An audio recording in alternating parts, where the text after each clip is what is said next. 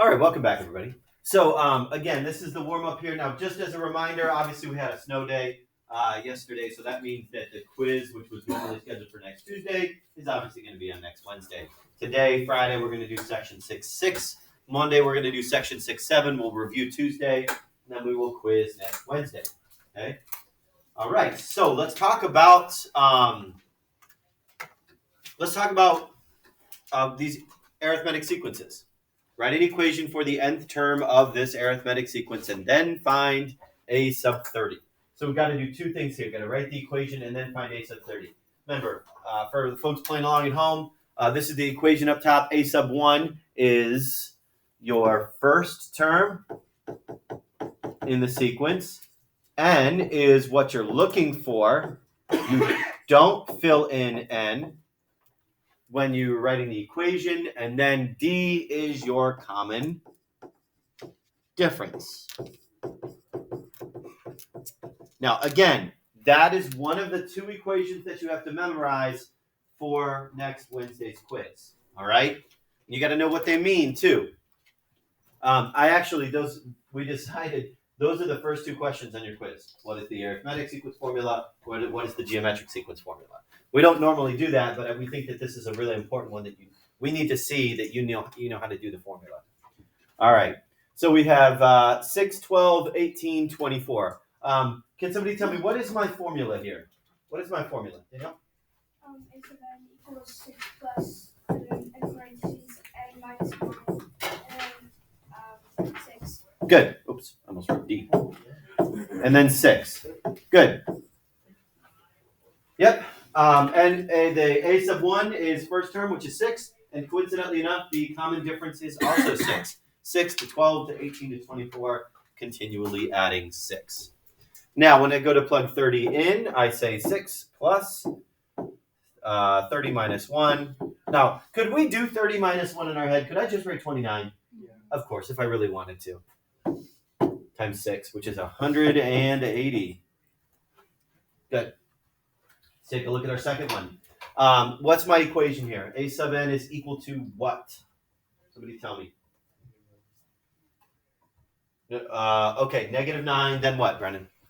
30 plus 1. Be careful, n minus 1. Oh, yeah. Then what's my d value here? 3. Good. So now I plug in 30. Now I say negative 9 plus 30 minus 1. That's a 3. 30 minus 1 times 3. 78. Questions about it? Either of those two? No? All right. So are there any questions on any of the homework problems? Nathan? Can we go over number 31? Yeah. Is that the one with the fractions? Yeah. Yeah. Here's what I will say with this one. Think about it logically. You know, I'm going from a half to 1 to 1.5 to 2. Logically, what's happening with my D? Increasing by one half. D is equal to 0.5 in this case. Increasing by 1/2, by 0.5. So that means a sub n. Now you could write it as a decimal or as a fraction, that doesn't matter. A sub 1, 1/2, plus n minus 1 times 0.5. Right, there's my equation. Again, if you wanted to make that 0.5 a 1/2 as well, that's totally fine. And then we say 1/2, so 0.5 plus, and I'm looking to find a sub what?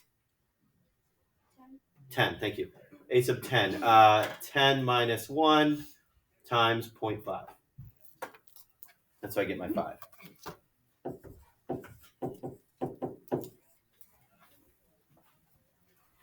Yeah. For like next week, could you like write those equations down on the board and like leave them there until Wednesday? Yeah. So we can remember. Good call. I'll start right now. So a sub n is equal to a sub 1 plus n minus 1 times d. All right, any other questions on the homework that we'd like to talk through? No? Okay, let's get to our guided notes then for today.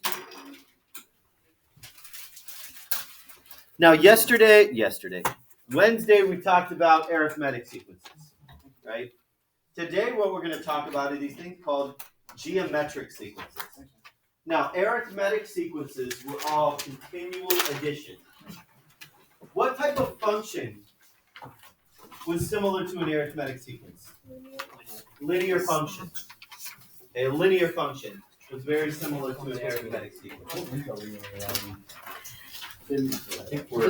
This is the end of the third. Yeah, because interims get pulled not next week, but halfway through the next week. Are you serious? Yeah. Oh. She doesn't understand, Brian. Okay, let's take a look at, consider this example. Consider the following. We've got this bungee jumper. And the bungee jumper steps off the platform. Right? And it goes down. And then goes back up. Now, does it go all the way back up to where it was originally? No. Maybe like half the way or something. I don't know. And then does it go back all the way up to here? No. I know you're not really moving outward. I'm just trying to show you like with the heights here. And then that would just trail off, right? Until you're no longer bouncing anymore, and then it can get you down, right? So what I'm saying here is that the height of the bungee jumper can be modeled by what we see here. Okay. Now, let me ask you, is this an arithmetic sequence? No. No. No. Why do you say no? Brianna? Because it's not decreasing evenly. Good. This first term to the second term is down 120. If I go down 120 from 80, yeah, be gone. So this is not continual addition or subtraction. So this is not arithmetic. This must be something different. Right? Now, let me ask you something. If I'm taking a look at 280, maybe there's some sort of other operation going on, right? I know it's decreasing, right? I can tell that it's definitely decreasing, but maybe there's a different operation. Maybe it's not addition or subtraction, but maybe it's multiplication or division. Let's see what we would be multiplying by to go from 200 to 80. Is that an easy number to see? Like, can you guys tell that right off the bat? Not really, right? 1.2 would be actually going up. But you can't really tell easily. Let me show you what to do in this case. We would be saying, okay, 200 times what gets us 80? Well, I would divide over the 200 to the other side. We know how to solve an equation, a simple one like that. So this is going to be equal to 80 divided by 200. So the number that I multiply 200 by to get to 80 is 0.4. I wonder if I take 80 times 0.4, what do you think I get? 32. Let's see. 80 times 0.4. So this is what we see here. And if I wanted to, I could keep that pattern going. Okay. Let me ask you this. What type of function do you see a continual multiplication? Exponential. Exponential. And look at what we have here. Guys, what if I connected my dots? I mean, I kind of did this for a reason. You see that? I kind of messed up a little bit in my width. But do we see an exponential decay like this? We see an exponential function decreasing in value going all the way down. That is what a geometric sequence basically is. Yeah. The height of the bounces shows in the table form a geometric sequence. In a geometric sequence, the ratio of successive terms is the same number called the common ratio. You know how we had common difference? Now we have common ratio. Question. Why would it be like timing and the Right. I could think of this as division, but I'm going to push you more toward multiplication because that's what we use in the equation. Okay? Okay, so in a geometric sequence, the ratio of successive terms, the common ratio. Wasn't I talking about that a lot when working with exponential functions? What's the common ratio? What am I continually multiplying by? That means exponential functions are very similar to geometric sequences, just like arithmetic sequences were very similar to linear functions. Now, how do you find that R value? How do you find that common ratio? Because sometimes it's like, look at this sequence. It's really easy to see what the R value would be, right? Times 5. 1 times 5 is 5, times 5 is 25, times 5 is 125. But how can you tell that R value if it's not easily, if it's not easy to see? Like this first one, this height of the bungee jumper. That was hard to see. So what did we do? We took the second term and we divided by the first term. Okay, so what I'm going to say to you is that if you ever want your ratio, and I'd like you to write this in, if you ever want your common ratio, you need to take a sub 2 and divide it by a sub 1. You need to take a sub 2 and divide it by a sub 1. And if that number is consistent throughout, then you know that it's geometric or exponential. That's an easy formula. Yeah, that's not the same as this. I know, I'm just saying it's easy. All right, so what the heck? Find the next 3 terms in the geometric sequence. Now, is our common ratio easy to see here?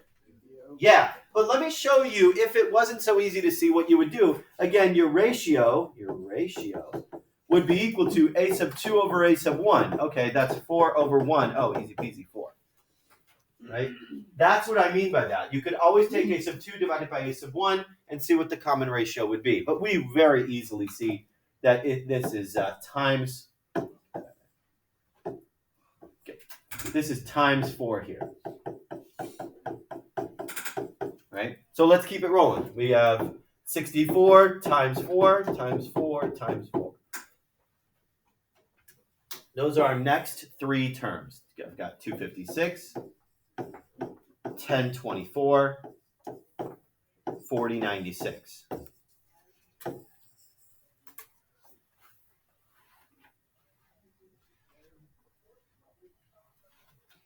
Let's take a look at our next one.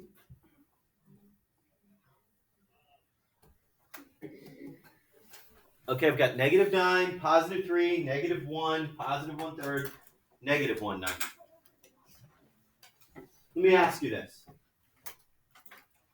Is it really easy to see my ratio? For some of you, you might be saying yes. But for some of you, I bet there's people saying like, oh, I don't do fractions. That ratio, I can't tell what's going on there. In terms of multiplication, you might say it's really easy to see in terms of division. What would you say in terms of division? Divide by? You'd say 3, right? But I can't use division. I need to use multiplication. I'm going to push you toward using multiplication because that's what we have to use in the equation. So if I want to think about it in terms of multiplication, here's what you would do. Again, look at your ratio. Look at your ratio. Your ratio is a sub 2 divided by a sub 1. What's a sub 1 in this case? -9. Okay. So what's my ratio? Be careful. -1/3. Now, could you write your ratio as a decimal? Sure. But in this case, because it's all fractions, I would want to respond back in fractions as well. Yeah, and my ratio is negative. My ratio is negative, which makes sense because think about it. If I'm continually multiplying by a negative, I would take a negative times a negative is a positive. Positive times a negative is a negative. Negative times a negative is a positive.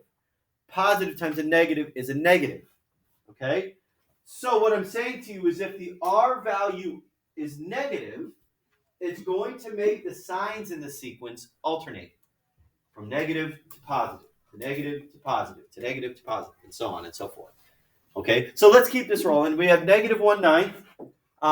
Now, for our purposes here, aren't I just going to be multiplying by a fraction? Like if I take negative 1/9 times negative 1/3, first off, isn't that positive? And in multiplying with fractions, I just multiply straight across on top. 1 times 1 is 1. Straight across on the bottom. 9 times 3 is 27. I'm going to do that same thing. 1/27 times negative 1/3. Okay. Positive times a negative is a negative. 1 on the top. 27 times 3 on the bottom, which is 81.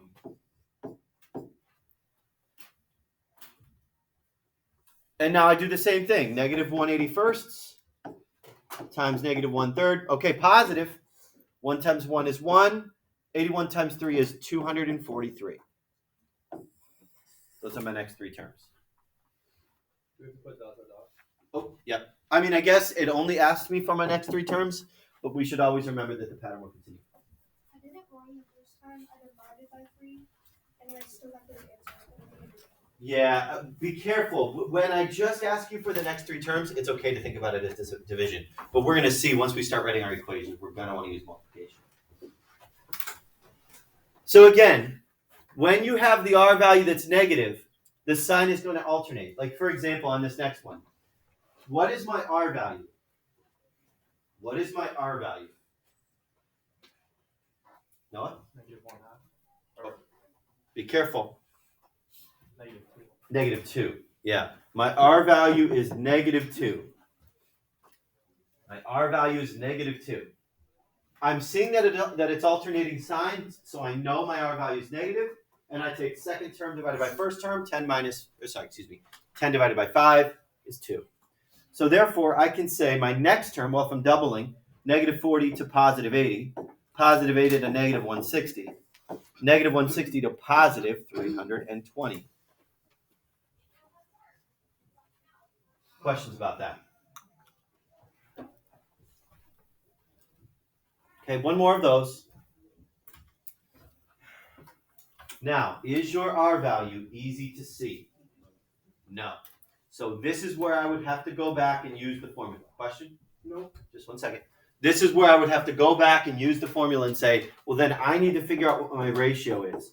And remember, the ratio is a sub 2 divided by a sub 1. Second term divided by first term.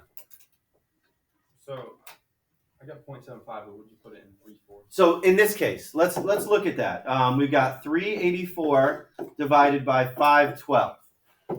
384 divided by 512 is 0.75.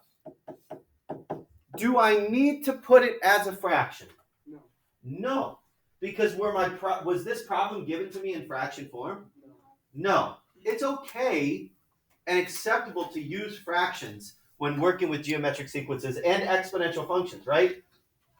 Think about this, and this is how this relates. If I had an exponential function and inside here was a number less than 1, what was going to happen to the function? It's going to decay. It would decay, right? It would decrease. Same thing here. Isn't my sequence going down? Because my r value is less than 1. And I think you can see where we're headed for the equation as well. But let's keep the pattern going for right now. 288 times 0.75 times 0.75 times 0.75. So 216, hold on. 216 times 0.75 times 0.75. Okay, 216, 162, 121.5. 121.5. Okay. Questions about that? Nathan? If you were to write your answer for 0.75 in fraction form, for the third term that you find, would you have to put that in fraction form too? I would be a little lenient with that. I mean, whatever. Okay.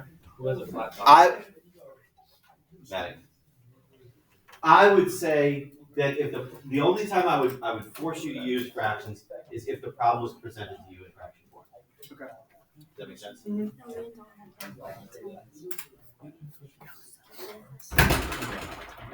It's your side, so for sure. All right, questions about that? Okay.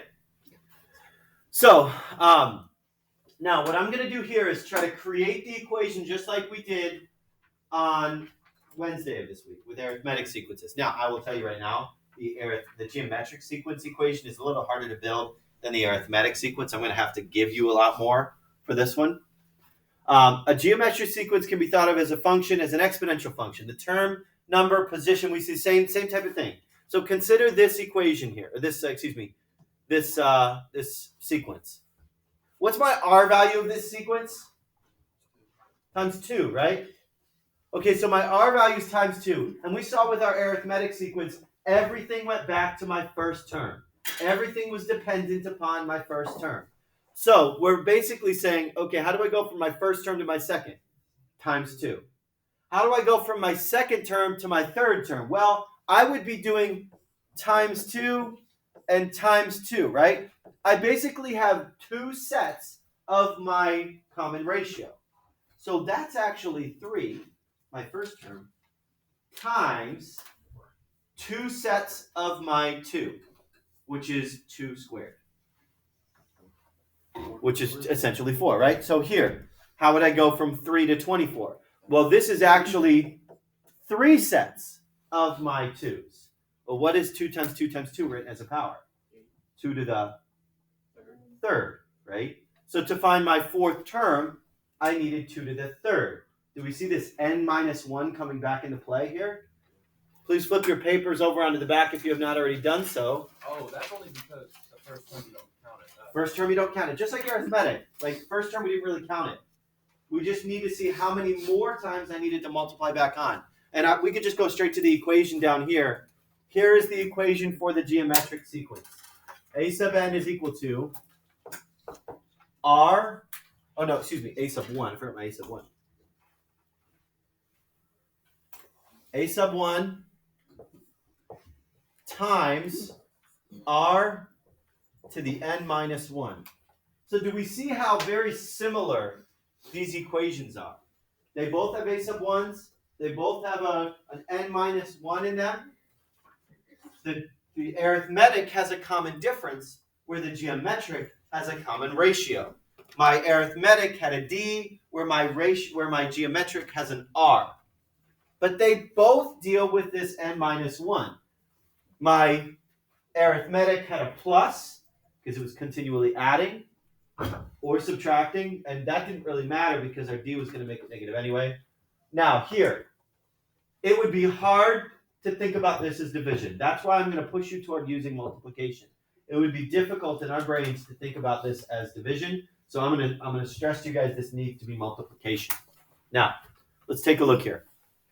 The first term of a geometric sequence is 500, and the common ratio is 0.2. What is the 7th term? Now, I am going to actually make you write the equation as well. A sub n is equal to. I give you everything with this, though. I give you everything.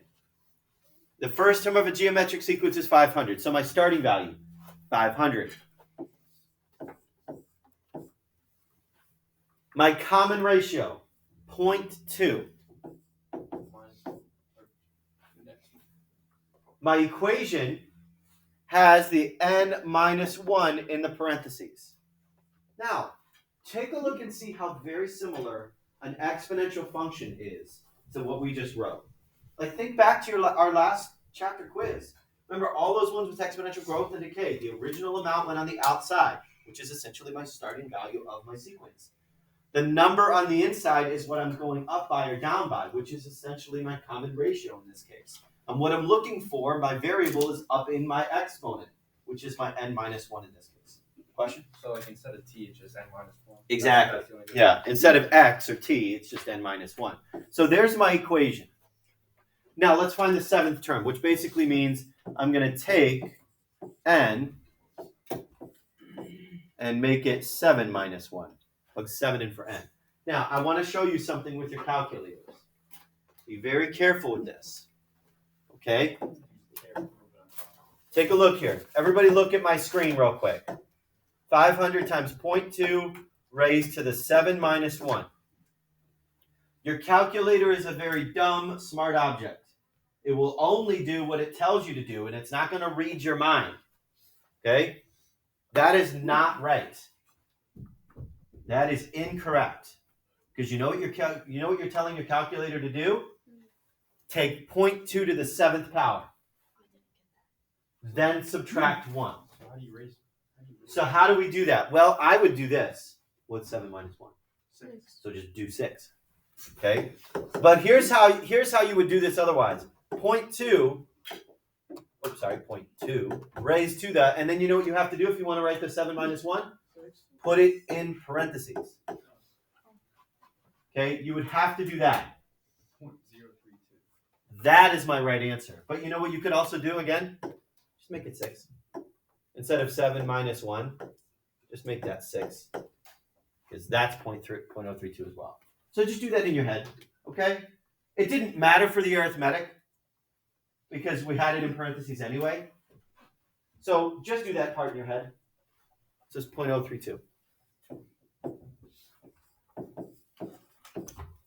Now think about it this way. In 7 terms, we went from 500 to 0.032. Wow. That's a huge decrease, isn't it? That's a lot. Which makes sense. That's the key indicator of an exponential function. It's really going to grow fast or it's really going to get small fast. Okay?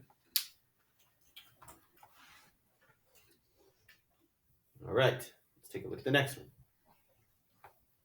For a geometric sequence, A sub 1 is 5, R is 2. Find the 6th term in the sequence. Okay, so let's do A sub n again. A sub n is A sub 1 times R to the n minus 1. I mean, man, that can't get simpler than that. Especially when I give you the A sub 1 and I give you the R. Do we have to put parentheses around the 2? No, you don't. It just doesn't even matter. I like to, just to remind myself that only the 2 is being raised to the n minus 1. Yeah, I don't know. It just kind of confuses me when there's a lot of stuff in it. Yeah, that's that, fine. Needs to not be there. And no? On a quiz or test or whatever, do we have to put this, or can we just put the 6? It depends. I will tell you this, the questions that I've seen on the end of course test is basically this, and then A sub 6. Okay? I've seen a lot of write the equation and tell me what the 6th term is. Okay, so A sub 6 is 5 times 2 to the what power? 6 minus 1, so 5th, right? Okay, so 5 times 2 to the 5th, which is 160.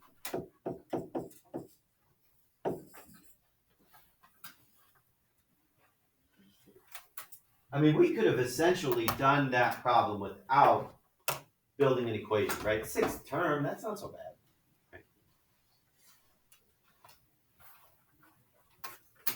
All right, what is the 9th term of this geometric sequence? So now, what I'm doing here is I am forcing you to create a lot more of the equation. Again, I'm going to ask us to do the A sub n and then find the A sub 9. 2, negative 6, 18, negative 54. Now, what does that tell me about my R value? It's Negative 3. Yeah, I was going for it's negative, right? It's negative. And then she said, okay, so it's multiplying by 3. So it's got to be negative 3. Could I have also done the ratio as A sub 2 divided by A sub 1? You know, I could have also said this. If I wasn't able to see, I'd say negative 6 divided by 2. Okay, there's negative 3. There's my common ratio. All right, what's my first term here? 2. Okay, there's my equation then. 2 times negative 3 to the n minus 1. All right, so A sub 9 is 2 times negative 3 to the 8th. N minus 1. 9 minus 1 is 8. 2 times negative 3 to the 8th. Positive 13,122. Wow, that got really big, really fast. In just 9 terms, I'm up over 13,000. It's because my R value was kind of big. 3, that's a bigger R value. Bigger the R value, faster it's going to grow. Take a look here at example B.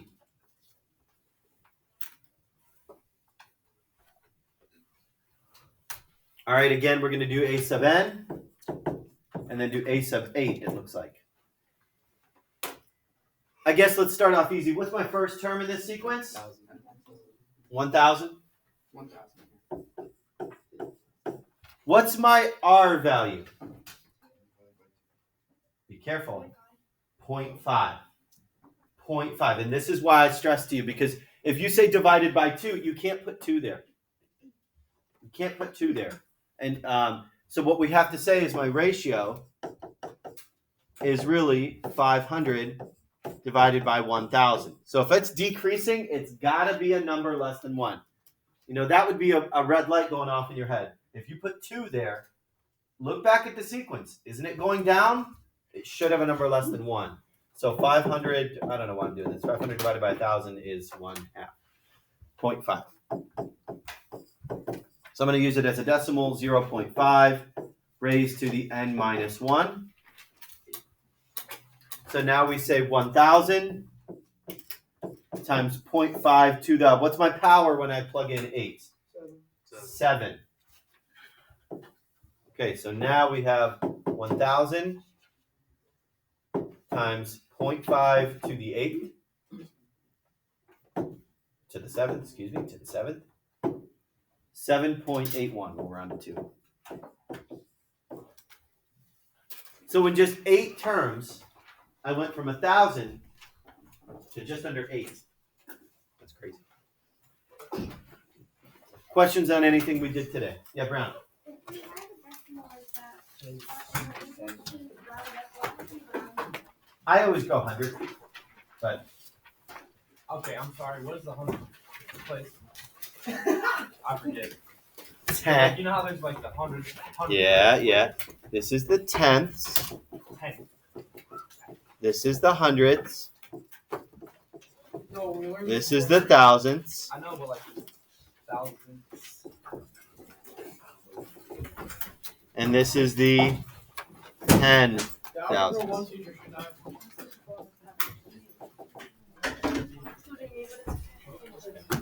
Yeah. Hold on, let me stop the video. Whatever you want.